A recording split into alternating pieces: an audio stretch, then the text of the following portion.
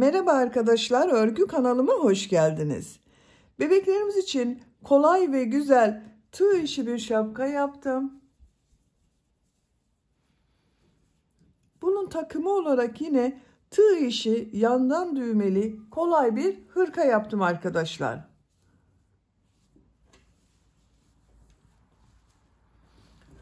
Ben bunları ikili takım olarak yaptım. Siz de bunun gibi güzel bir şapka yapmak isterseniz bu şapka anlatımını ben yaptım. YouTube kanalıma yükledim.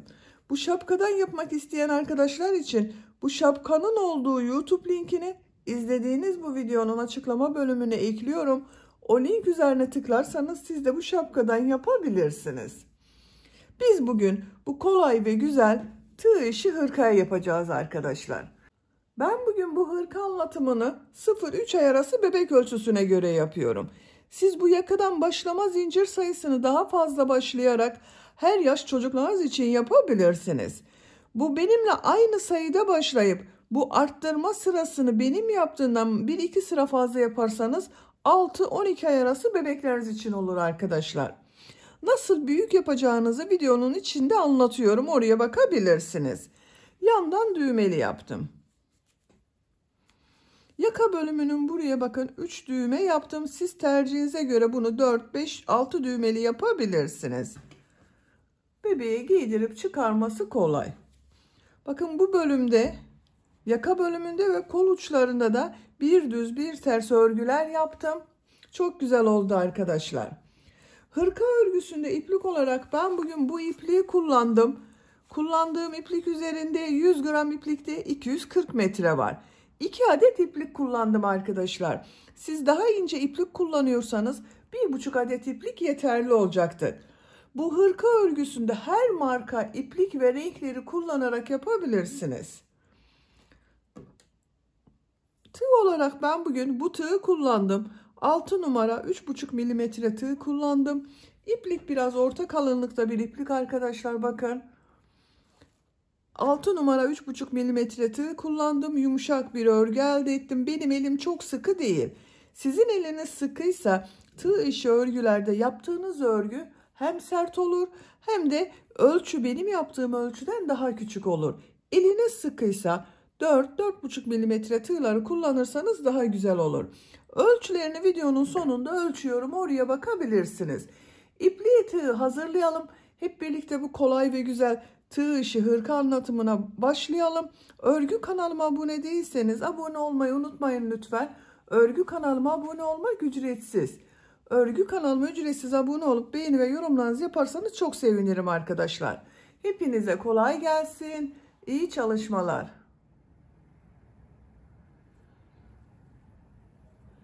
Örgüye zincir yaparak başlıyoruz. İlk ilmeği ben bu şekilde yapıyorum. Zincirleri yapmaya başlıyorum. Çok sıkı zincirler yapmıyorum. 64 zincir yapalım. 64 zincir yaptım. Çok sıkı zincirler yapmadım. Bu zincirin kaç santimetre olduğunu ölçüyorum.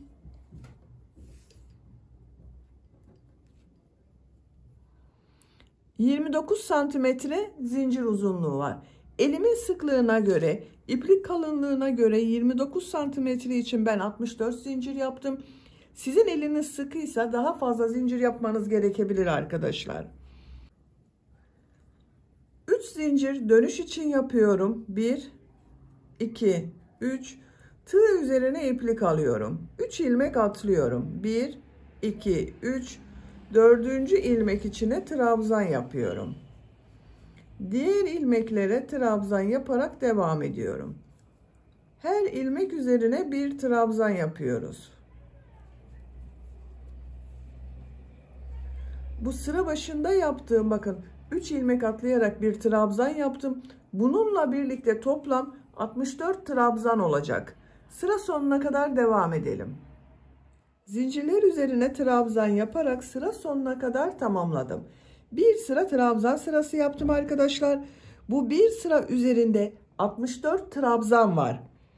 İkinci sıradayım. İkinci sırada yaka bölümlerini ayırıyoruz. Kol, ön ve arka bölümü ayırıyoruz. Yandan düğmeli yapacağız. Yandan düğmeli yapacağımız için sıra başında ve sıra sonunda ön patlar yapıyoruz. Birisine düğme dikeceğiz, birisine düğme iliği yapacağız. Bu 64 trabzan için işaret yapıyorum. 1, 2, 3, 4, 5. trabzana şu şekilde işaret yapıyorum. Burası ön pat olacak. Kol bölümü için işaret yapıyorum. 12 trabzan yapıyorum kol için arkadaşlar. 2, 4, 6, 8, 10, 12. 13. trabzana arttırma için bakın işaret yapıyorum. Bu işaret yaptığım trabzanlarda arttırma yapacağız. Arka bölümdeyiz. Arka bölüm için 16 trabzan işaretliyorum. 2, 4, 6, 8, 10, 12, 14, 16. 17. trabzana işaret yapıyorum. Diğer kol bölümü için yine 12 trabzan işaret yapıyorum. 2, 4, 6, 8, 10, 12, 13. Ön bölüm için 11 trabzan işaret yapıyorum. 2, 4, 6, 8, 10, 11, 12. trabzana arttırma yeri için işaret yapıyorum. Sıra sonunda bakın 1, 2, 3, 4 trabzan kaldı. Sıra başında da 4 trabzan ayırdım. Buralar ön pat olacak. Bakın şu şekilde yerleştiriyorum arkadaşlar. Bakın. Burası ön bölüm. Bu iki taraf kol bölümü. Burası da arka bölüm olacak. Bu işaret yaptığım trabzanlardan önce ve sonra arttırma trabzanları yaparak örgüde arttırmalar yapıyoruz. Siz bunu 1 yaş çocuk için yapmak istiyorsanız 83 zincir ile başlayıp 80 trabzan yapabilirsiniz. Yine bu ön patlarda 4'er trabzan işaret yapabilirsiniz. Kol bölümlerine 16 trabzan, arka bölümü 20 trabzan, ön bölümü de 15 trabzan yaparsanız 1 yaş çocuk için olur arkadaşlar. Ben bugün 3-6 ay arası çocuk için yapıyorum. Yeni doğan için de olur. İkinci sıradayım. Bir zincir yapıyorum. Örgüyü çeviriyorum. Bakın örgünün düz tarafı burası arkadaşlar. Bu işaret yaptığım trabzanları boşluktan alarak trabzan yapacağız. Diğer trabzanlar üzerine trabzan yapacağız. İkinci sırada düğme iliği de yapıyorum. Düğme iliğini bu ön pata yapıyorum. Bu ilk trabzanı da bu işaret yaptığım trabzanlarla uyumlu olsun diye bakın örgünün ters tarafından boşluktan alarak yapıyorum.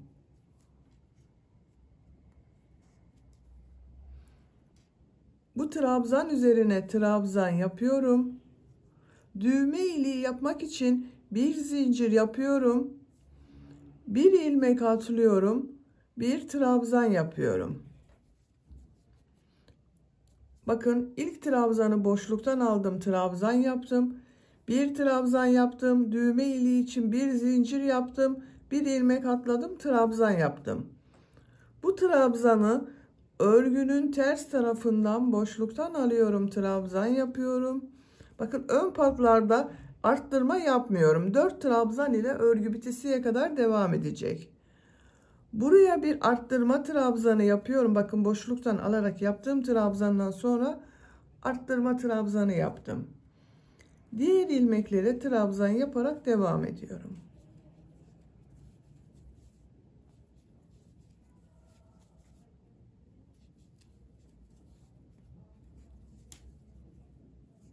Düğme iliğini bakın buraya yaptık. Bu işaret yaptığım trabzana kadar devam edelim. Bu işaret yaptığım trabzana kadar bakın tamamladım. Burada arttırma yapacağız arkadaşlar. Bakın buraya bir arttırma trabzanı yapıyorum. Ön bölüm için bir arttırma trabzanı yaptım.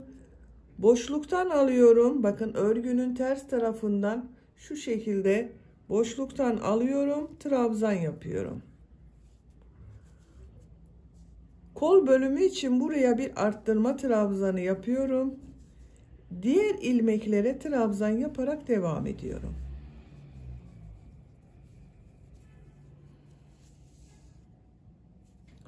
Buraya kadar devam edelim.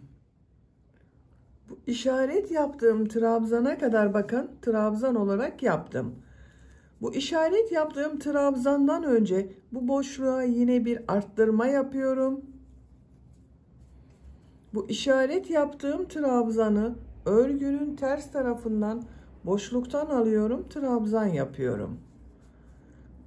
Buraya bir arttırma trabzanı yapıyorum. Diğer ilmeklere trabzan yaparak devam ediyorum.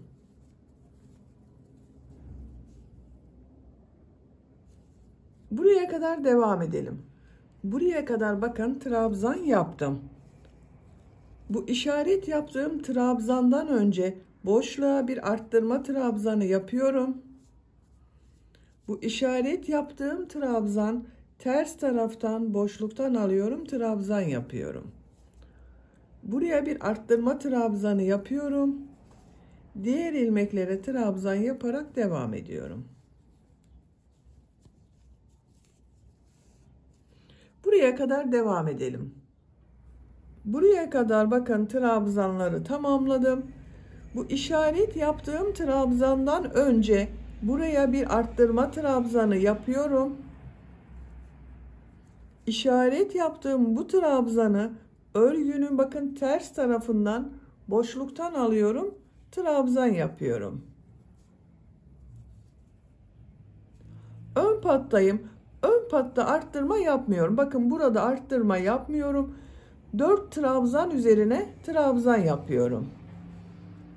1 2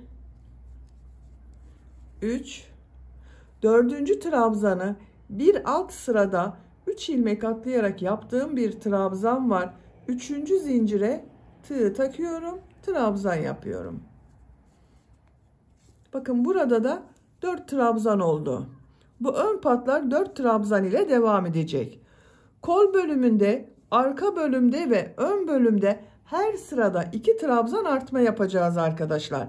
Bu boşluktan alarak yaptığım trabzanlardan önce ve sonra sadece bu ön pat yaptığımız yerde arttırma yapmıyoruz. Bir zincir yapıyorum, örgüyü çeviriyorum. 3. sıradayım. İlk trabzan düz taraftan boşluktan alıyorum, trabzan yapıyorum. Bu ilk trabzanlar arkadaşlar burasıyla uyumlu olsun diye boşluktan alarak yapıyorum. Sıra sonlarında düz trabzan yapıyorum. 3 ilmek üzerine trabzan yapıyorum. Bakın bu patta 4 trabzan var. Burada arttırma yapmıyorum. Bu işaret yaptığım trabzanı düz taraftan boşluktan alıyorum, trabzan yapıyorum. Bu sırada düz taraftan boşluktan alarak trabzan yapıyorum. Buraya bir arttırma trabzanı yapıyorum. Diğer ilmeklere trabzan yaparak devam ediyorum.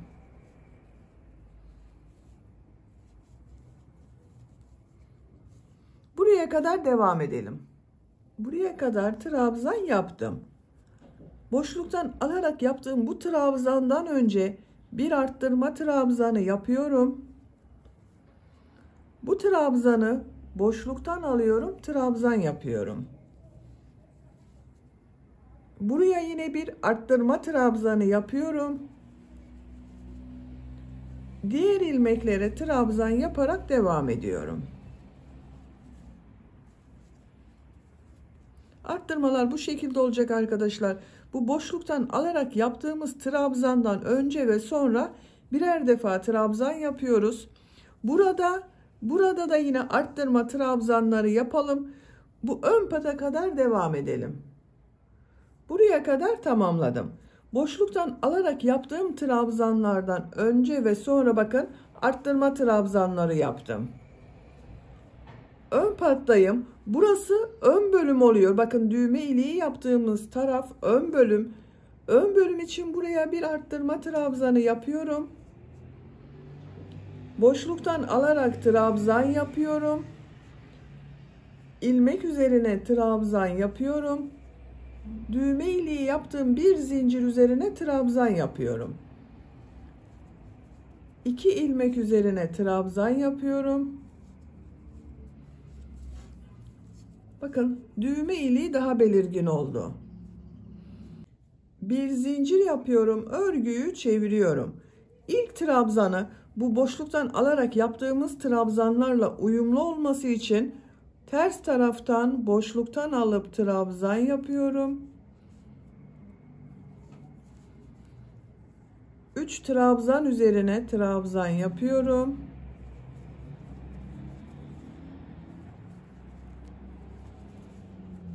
Boşluktan alarak, bakın ters taraftan boşluktan alarak trabzan yapıyorum. Arttırma trabzanı yapıyorum. Diğer ilmeklere trabzan yaparak devam ediyorum.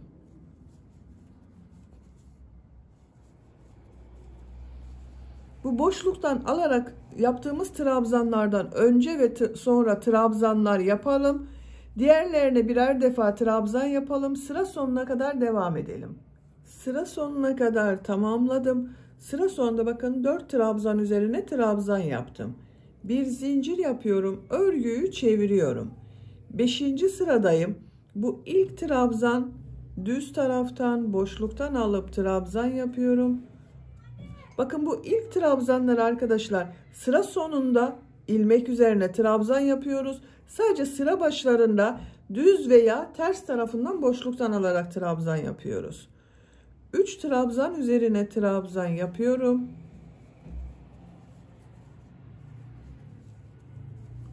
Bu trabzan düz taraftan boşluktan alıp trabzan yapıyorum. Bakın burada arttırma yapmıyorum. Bu ön pat 4 trabzan ile devam edecek. Kol için bu arttırma yerine bir trabzan yapıyorum. Diğer ilmeklere trabzan yaparak devam ediyorum. Bu arttırma yerlerinde arkadaşlar bakın bu boşluktan alarak yaptığımız trabzanlardan önce ve sonra birer tane arttırma trabzanı yapıyoruz. Sadece bu ön patlarda arttırma yapmıyoruz.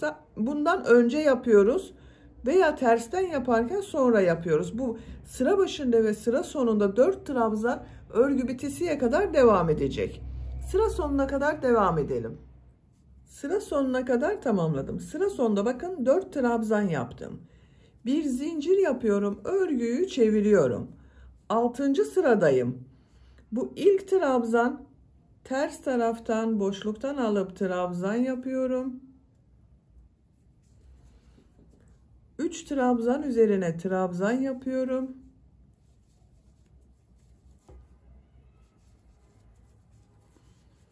Bu trabzan bakın ters taraftan boşluktan alıyorum, trabzan yapıyorum.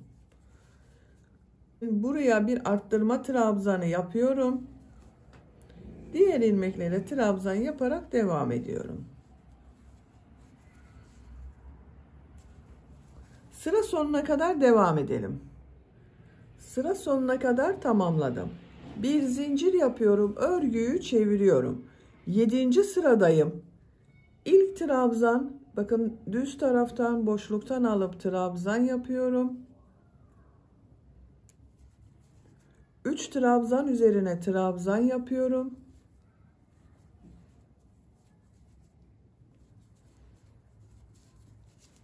Bu trabzan boşluktan alıp trabzan yapıyorum. Kol için buraya bir arttırma trabzanı yapıyorum. Diğer ilmeklere trabzan yaparak devam ediyorum.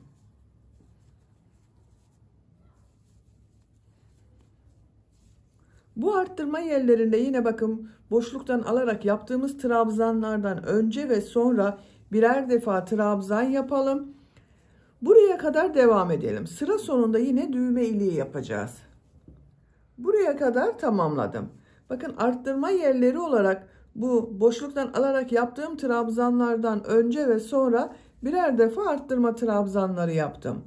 Bu ön patım buradayım. Bakın bu düğme iliğinden sonra 1, 2, 3, 4 sıra trabzan yaptım. Bu sırada tekrar düğme iliği yapmak istiyorum. Siz daha ince iplik kullanıyorsanız bu düğme ilikleri arasında 5 sıra bırakabilirsiniz. Ben 4 sıra bırakmayı tercih ettim.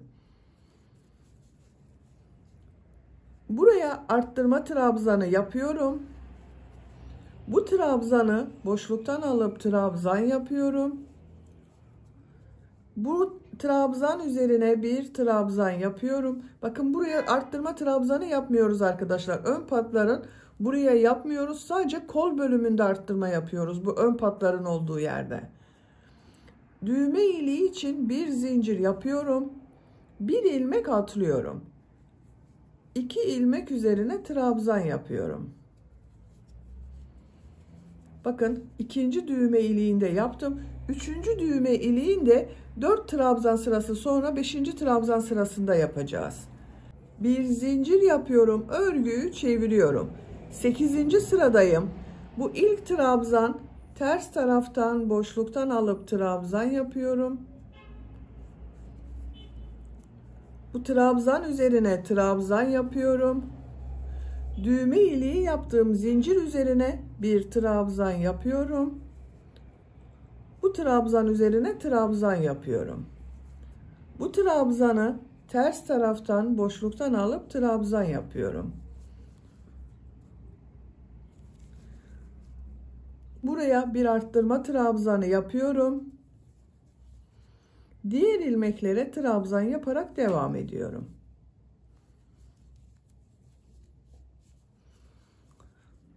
Buraya kadar yine devam edelim. Bakın bu boşluktan alarak yaptığımız trabzandan önce ve sonra birer tane arttırma trabzanı yapıyoruz. Buraya kadar devam edelim. Sıra sonuna kadar tamamladım. Bir zincir yapıyorum. Örgüyü çeviriyorum. 9. sıradayım. Bu ilk trabzan düz taraftan boşluktan alıp trabzan yapıyorum. 3 trabzan üzerine trabzan yapıyorum.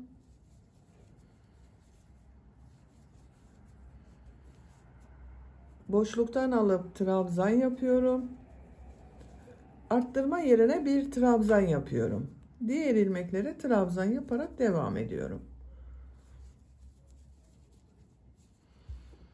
Bakın arkadaşlar, roba bölümünün örgüsü bu şekilde devam edecek. Roba örgüsüne 1 veya 2 sıra bu şekilde buralardan arttırmalar yapmayı unutmayalım.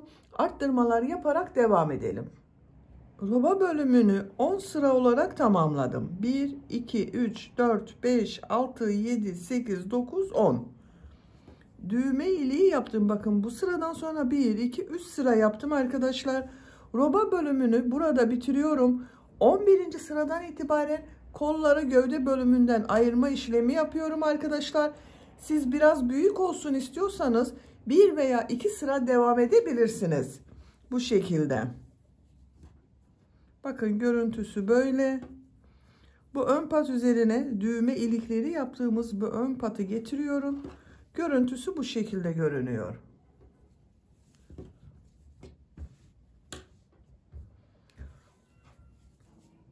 Birinci sıradayım. Bir zincir yapıyorum. Örgüyü çeviriyorum. Bu ilk trabzan düz taraftan boşluktan alıp trabzan yapıyorum. 3 trabzan üzerine trabzan yapıyorum.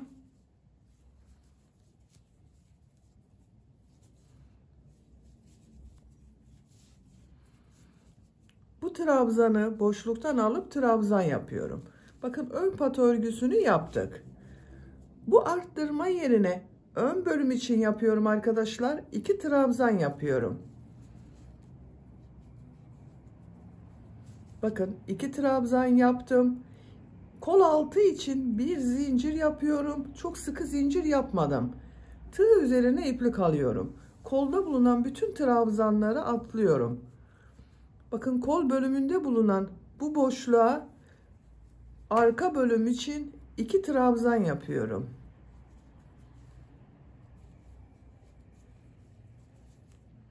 Trabzanı boşluktan alıp trabzan yapıyorum.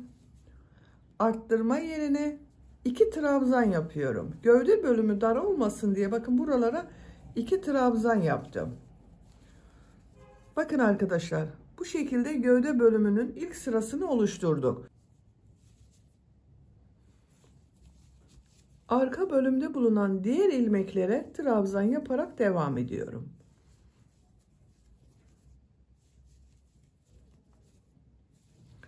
Buraya kadar devam edelim. Arka bölümde trabzan yaparak bakın buraya kadar tamamladım. Burada da bu kol altında yaptığımız gibi yapacağız arkadaşlar. Bu arttırma yerine arka bölüm için 2 trabzan yapıyorum.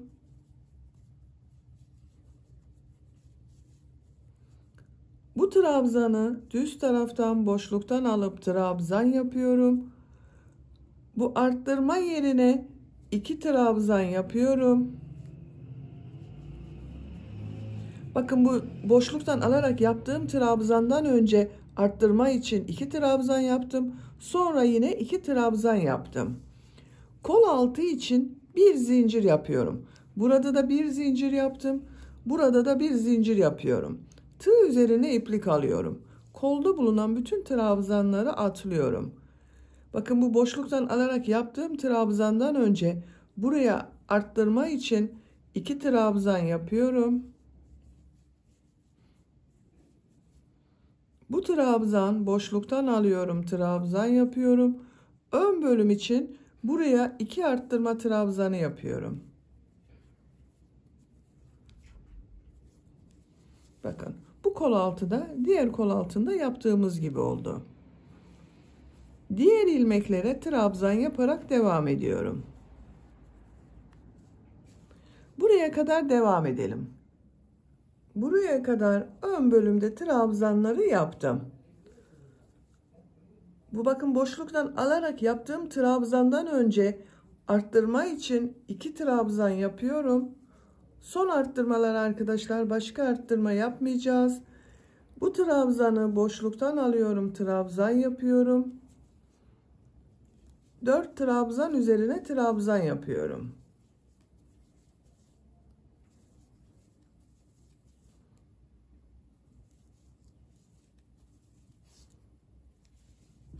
Bakın. Görüntüsü bu şekilde oldu. Bu sırada gövde bölümünü kol bölümlerinden ayırdık. Kol altlarında birer zincir yaptım. Artık örgü gövde örgüsüyle devam edecek. Bakın burası ön bölüm. Bir de bu düğme için yaptığımız pat ön bölüm. Şu şekilde. Arka bölümün görüntüsü de bu şekilde. Bakın bu düğme iliğinden sonra 4 trabzan sırası yaptım. Bu iki düğme iliği arasında 4 trabzan sırası var. 1, 2, 3, 4. 1, 2, 3, 4. Bu sırada düğme ilikleri yapacağız. 12. sıradayım arkadaşlar. Bir zincir yapıyorum. Örgüyü çeviriyorum. İlk trabzan boşluktan alıp trabzan yapıyorum. Trabzan üzerine trabzan yapıyorum. Düğme iliği için bir zincir yapıyorum. Bir ilmek atlıyorum. Bir trabzan yapıyorum. Bakın 3. düğme iliğini de buraya yaptık.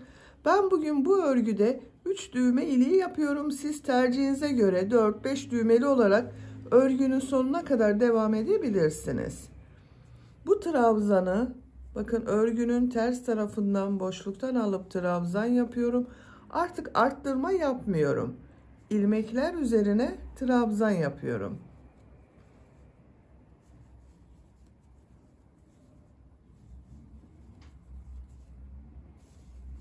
Buraya kadar devam edelim.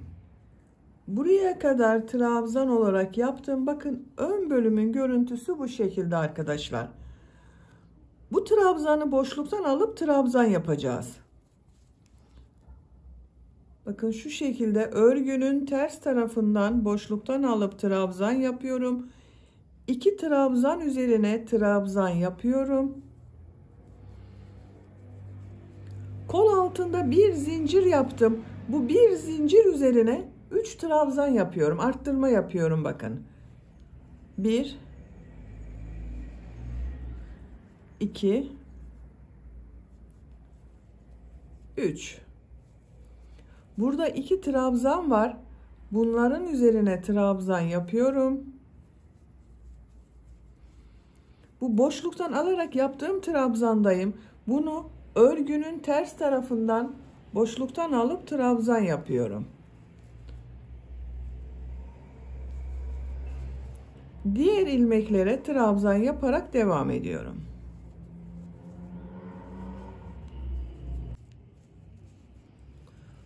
Bakın kol altında bir zincir üzerine 3 trabzan yaptım. 2, 4, 6, 7 trabzan var. Bu iki boşluktan alarak yaptığım trabzanlar arasında 7 trabzan var. Diğer kol altında da aynı yapacağız. Bu bakın boşluktan alarak yaptığım trabzana kadar trabzan yaparak devam edelim. Buraya kadar trabzan olarak tamamladım. Bu boşluktan aldığım trabzanı boşluktan alıyorum. Bakın ters taraftan boşluktan alıyorum. Trabzan yapıyorum. 2 trabzan üzerine trabzan yapıyorum. Burada yaptığım bir zincir üzerine 3 trabzan yapıyorum.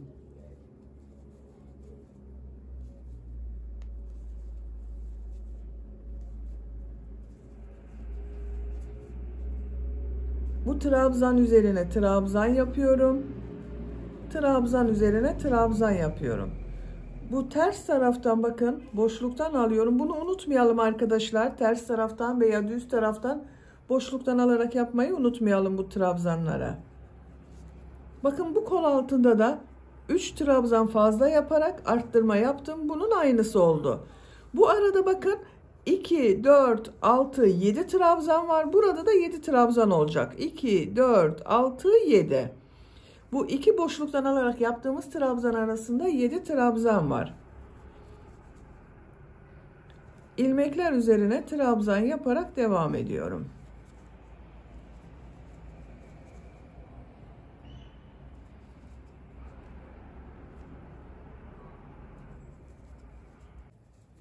Bir zincir yapıyorum, örgüyü çeviriyorum. İlk trabzan bakın düz taraftan boşluktan alıyorum, trabzan yapıyorum. 3 trabzan üzerine trabzan yapıyorum.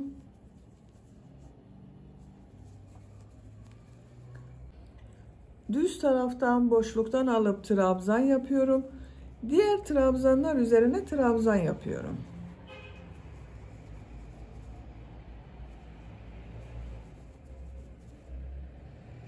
Artık arttırma yapmıyorum. Arttırma yapmadan trabzanlar ile devam ediyorum. Boşluktan alıyorum, trabzan yapıyorum. Diğer ilmeklere trabzan yapıyorum.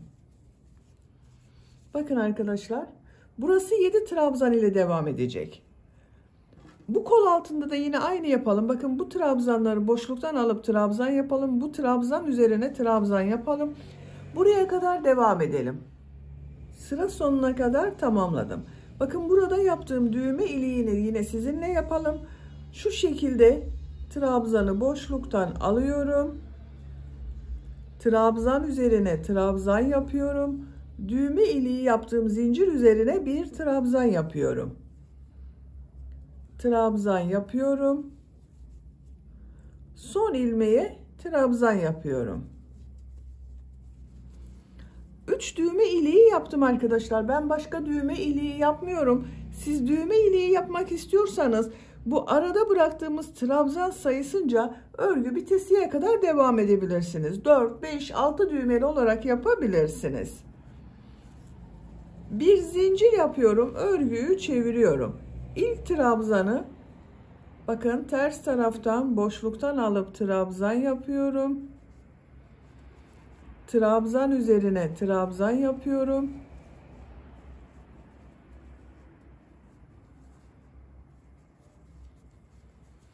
Bu trabzanı ters taraftan boşluktan alıp trabzan yapıyorum. Diğer ilmeklere trabzan yapıyorum. Gövde bölümünün örgüsü bu şekilde devam edecek. Ben başka düğme iliği yapmıyorum. Tekrar ediyorum arkadaşlar. Siz düğme iliği yapacaksanız düğme iliklerini yapmayı unutmayın.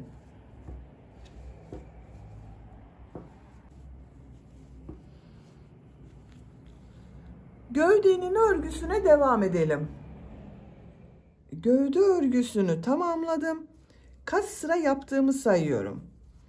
Kol altı yaptığım bu sıradan itibaren bakın 1, 2, 3, 4, 5, 6, 7, 8, 9, 10, 11, 12, 13, 14 sıra yaptım. Santimetre olarak ölçüyorum. 13 santimetre yükseklik var. Burada bitirmiyorum arkadaşlar. Uç bölümde daha devam edeceğiz. Siz biraz uzun olsun istiyorsanız bir sıra veya 2 sıra devam edebilirsiniz. Bakın görüntüsü bu şekilde oldu. Bakın iplik ucu burada bekletiyorum. Bu sırada bu trabzanları bir düz bir ters boşluktan alıp trabzan yapıyorum. 2 zincir yapıyorum. Bu 2 zincirde bir trabzan oluyor. Örgüyü çeviriyorum. İlk trabzan düz taraftan boşluktan alıyorum, trabzan yapıyorum. Bakın şu şekilde tığı boşluğa takıyorum arkadaşlar. Bakın. Ters taraftan boşluktan alıp trabzan yapıyorum. Bir düz bir ters boşluktan alarak trabzan yapıyoruz. Boşluktan alıyorum, trabzan yapıyorum. Bakın bu boşluktan alarak yaptığım trabzanı yine şu şekilde düzgün gelecek şekilde boşluktan alarak yapıyorum. Bu sırada bakın ters taraftan denk geldi. Ters taraftan boşluktan alıyorum, trabzan yapıyorum.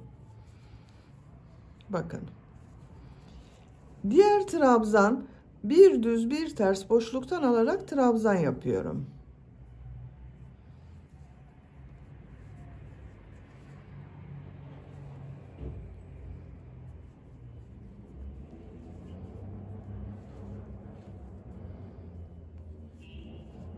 Bakın görüntüsü bu şekilde oluyor. Sıra sonuna kadar devam edelim. Sıra sonuna kadar tamamladım. Son trabzanı şu şekilde ilmekten yaparak trabzan yapıyorum arkadaşlar. Bakın bu sırada bir düz bir ters örgüler yaptım. Bu şekilde oldu.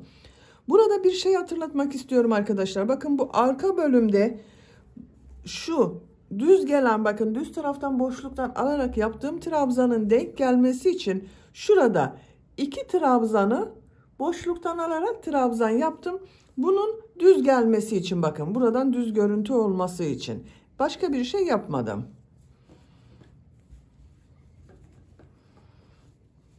Bakın bu şekilde görünüyor. 2 zincir yapıyorum. Örgüyü çeviriyorum. Bu sırada yaptığım bu trabzanları nasıl görüyorsam o şekilde boşluktan alıp trabzan yapıyorum. Düz tarafta görüyorum. Boşluktan alıp trabzan yapıyorum. Ters taraftan görüyorum. Boşluktan alıp trabzan yapıyorum. Düz taraftan boşluktan alıp trabzan yapıyorum. Ters taraftan boşluktan alıp trabzan yapıyorum. Nasıl görüyorsak o şekilde boşluktan alarak trabzan yapıyoruz.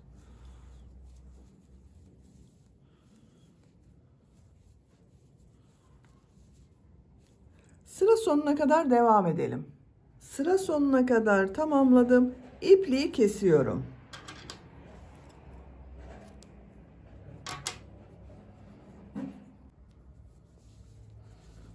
Bakın arkadaşlar bu şekilde oldu. Ben 2 sıra bir düz bir ters örgü yaptım. Siz tercihinize göre bunu 3 sıra yapabilirsiniz. Görüntüsü bakın bu şekilde oldu. Şimdi kol örgüsünü yapacağız. Bir yumak iplik burada bitti arkadaşlar. Bakın bir yumak iplikten bu kaldı. İkinci yumak ipliğe başlıyorum.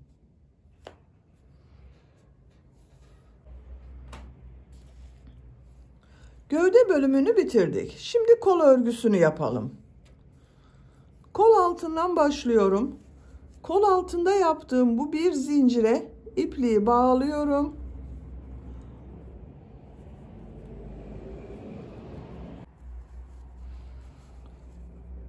Bu ilmekten bakın bir ilmek yapıyorum.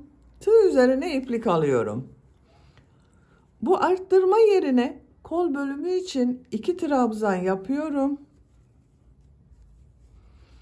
İplik ucunu içinde tutuyorum.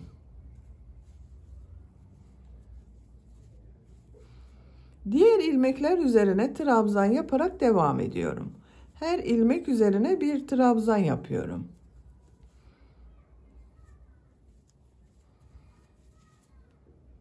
Sıra sonuna kadar devam edelim. Sıra sonuna kadar trabzan yaparak tamamladım. Arttırma yerine kol için 2 trabzan yapıyorum.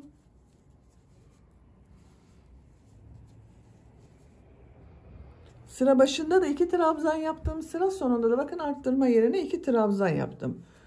Kol altında bulunan bu bir ilmek ile ilmek kaydırma yaparak birleştiriyorum.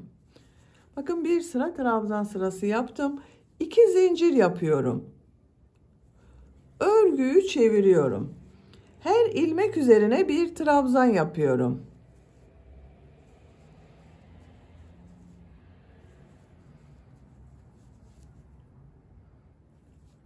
Sıra sonuna kadar devam edelim. Sıra sonuna kadar tamamladım. Son ilmek üzerine de trabzan yaptım. Sıra başında yaptığım bu 2 zincir ilmeği ile ilmek kaydırma yaparak birleştiriyorum. 2 zincir yapıyorum. Örgüyü çeviriyorum. Bakın yuvarlak devam etmiyorum. Örgüyü çevirerek örüyorum arkadaşlar.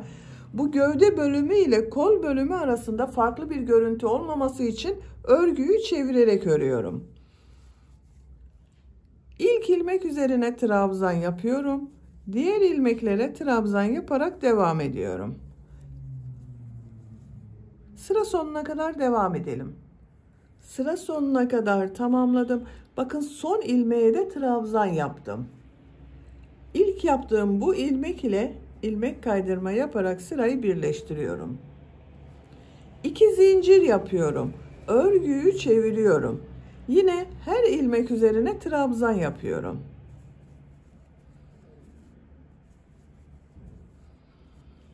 Sıra sonuna kadar devam edelim. İlmek kaydırma yaparak birleştirelim. 2 zincir yapıp örgüyü çevirelim. Kolun örgüsüne devam edelim. Bakın kol genişliği bu şekilde oluyor arkadaşlar. Kol örgüsü bu şekilde devam edecek. Kol örgüsünü gövde ile aynı sıra yapabilirsiniz veya gövdeden 1-2 sıra eksik yapabilirsiniz, uzun yapabilirsiniz. Kolun örgüsüne devam edelim. Kol örgüsünü yapacağım ölçü için ben tamamladım. 1, 2, 3, 4, 5, 6, 7, 8, 9, 10, 11, 12, 13 sıra yaptım arkadaşlar. 12 santimetre yükseklik yaptım. Bakın diğer kol örgüsünde ben tamamladım. Aynı sırada yaptığım kol ucunda bileklik yaptım. Bakın bir düz bir ters örgüler yaparak bileklik bölümü yaptım. Bu kol örgüsünde de bileklik bölümü yapacağız. Ben bugün bu hırkayı 0-3 ay arası bebek ölçüsüne göre yapıyorum. Bu şekilde oldu arkadaşlar. Siz daha büyük çocuk için yapıyorsanız bu gövde sırasıyla aynı sayıda yapabilirsiniz veya bir sıra eksik yapabilirsiniz. En son bakın ilmek kaydırma yaparak sırayı birleştirdim. 2 zincir yapıyorum. Bu kol ucunu yaparken arada kesmeler de yapacağız. Bakın biraz dar yaptım bu kol ucunu arkadaşlar. Bu şekilde yaparsam geniş oluyor. İlk trabzan düz taraftan boşluktan alıp trabzan yapıyorum. Bakın 2 zincir yaptım. Bu da bir trabzan oluyor. Bunu ters taraftan boşluktan alıyorum. Trabzan yapıyorum. Düz taraftan boşluktan alıyorum. Trabzan yapıyorum. Bu ters taraftan yapacağım trabzanı bakın 2 trabzanı birlikte alıyorum arkadaşlar. Boşluktan alıyorum, trabzan yapıyorum. Düz taraftan trabzan yapıyorum. Ters taraftan bakın tek aldım, boşluktan yaptım. Düz taraftan boşluktan alıp trabzan yapıyorum. Bu ikisini birlikte yapıyorum bakın.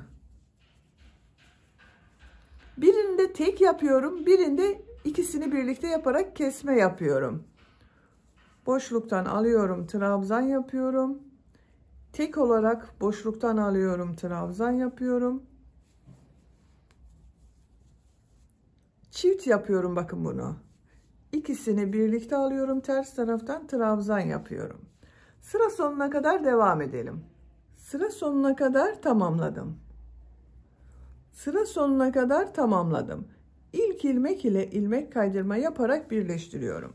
Bakın bu sırada trabzanları bir düz bir ters boşluktan aldım, trabzan yaptım. Arada bakın iki trabzanı birlikte yaparak kesme yaptım arkadaşlar. Kol ucunun görüntüsü bakın biraz dar oldu. Diğer kolda da ben aynı yaptım. Bu kolu da aynı yaptım. Tek dikkat etmeniz gereken bu en son yaptığınız, bakın boşluktan alarak yaptığınız düz trabzanları sayın. İkisinin eşit olması gerekiyor. Bir sıra daha bir düz bir ters örgü yapıyorum. 2 zincir yapıyorum. Trabzanları nasıl görüyorsam o şekilde boşluktan alıyorum, trabzan yapıyorum. Düz taraftan boşluktan alıp trabzan yapıyorum. Artık kesme yapmıyorum. Her trabzanı nasıl görüyorsam o şekilde boşluktan alarak trabzan yapıyorum.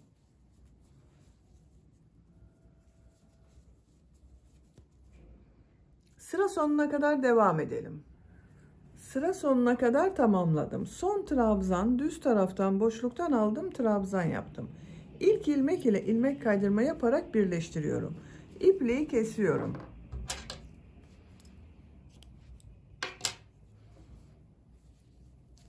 Bakın kol örgüsünü bitirdim. Görüntü bu şekilde oldu. Diğer kol örgüsünü de aynı şekilde başlayıp bitirebilirsiniz. Bakın burada da aynı boşluktan alarak trabzan yaptım arkadaşlar. Düğmelerini de diktim ben. Bakın bu şekilde 3 düğme iliği yaptım. Tam karşısına birer tane düğme diktim. Şimdi yaka bölümünü yapalım.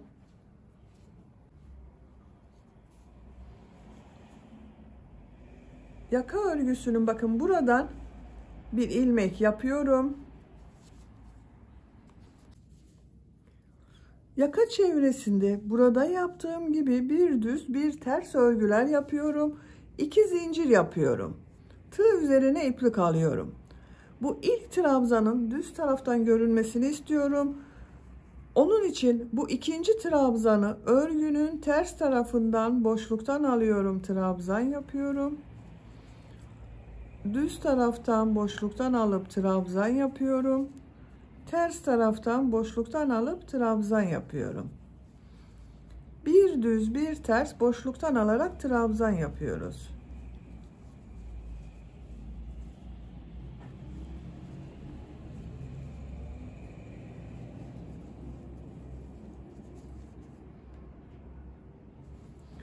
Sıra sonuna kadar devam edelim.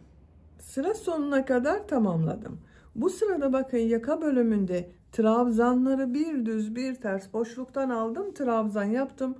Görüntü bu şekilde oldu. En son trabzanı boşluktan aldım, trabzan yaptım. 2 zincir yapıyorum. Bir sıra daha nasıl görüyorsam o şekilde boşluktan alıp trabzan yapıyorum. İlk trabzan bakın düz tarafta görüyorum. Düz taraftan boşluktan alıp trabzan yapıyorum. Ters tarafta görünüyor. Ters taraftan boşluktan alıp trabzan yapıyorum.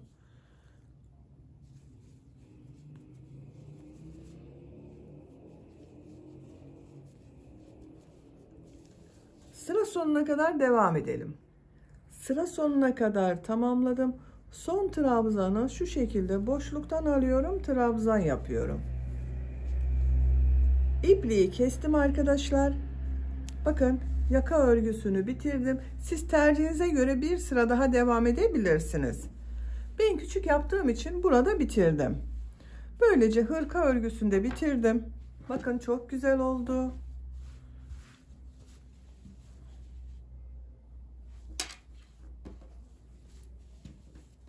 Açık olarak bu şekilde düğmesini takıp kullanabiliriz artık.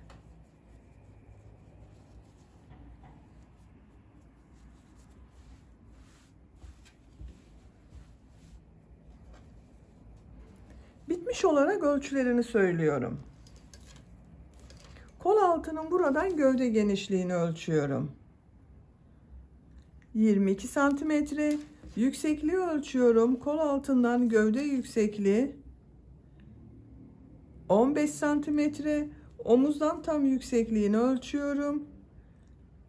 28 santimetre. Kol yüksekliğini ölçüyorum. Kol altından